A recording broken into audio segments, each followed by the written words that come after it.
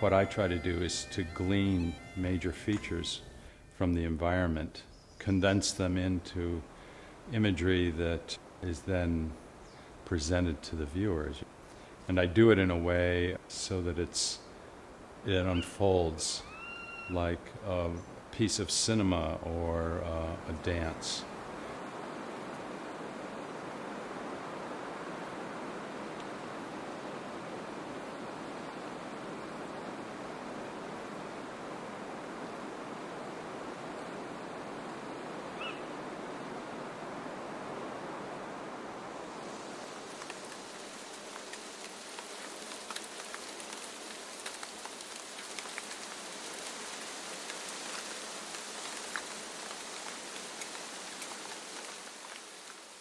The Wexford project was started in 2000, and it was part of the European Union infrastructure building and rebuilding that was taking place in Ireland.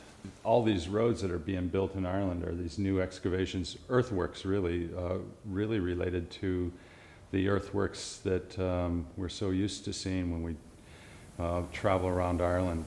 Ring forts from early Irish times, which are disused in the middle of fields. There are Norman towers in the southeast where they first landed. So these are strong images that impress me with the area.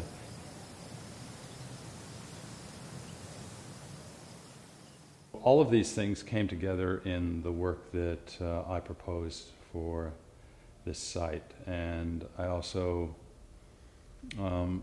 featured imagery from the Ordnance Survey map of the land. It's a bird's eye view of the highways and townlands of this section. My love is one of the fairest young men that ever was in this country,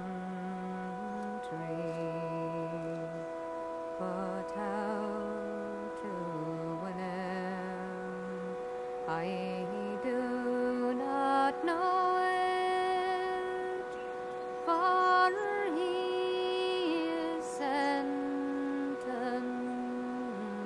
for to die. A commanding officer than a man to die on the gallows tree.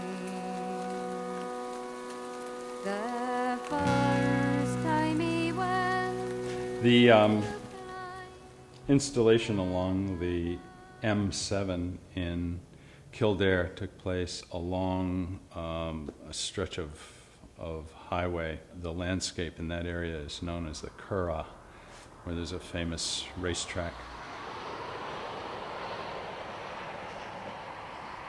It's a very flat area, and it goes from ancient times when it was always a race course, and from the earliest times it was known as the Race of the Black Pig, which connoted the use of it as a sporting ground.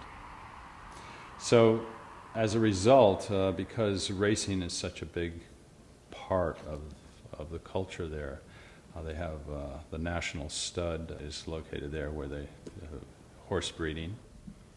I decided on a length of 2 furlongs, which is a racing term. A furlong is 1/8 of a mile. And around that, there's always been a grove of oak trees, originally an earth goddess site, which, when it was taken over by the Christians, became the site which they designated as St. Bridget, which is the major earth goddess figure translated into Catholic mythology. As you approach the piece, you'll see these white verticals, which recall the verticals of the fencing along the race course. Then as you get into it, you have this Bridget's Cross structure until you come into these images of horse legs. And as they build along, other imagery is introduced. The oak leaf. Out of that kaleidoscopic kind of experience that the viewer has, each time they pass the piece, they're more apt to see it differently as their mood changes, as their emotions or their thoughts change, as the weather changes, as the light changes. And out of this, my hope is that they create their own imagery and get to see things that are relevant to themselves. It's a spiritual connection, one that they might not be aware of.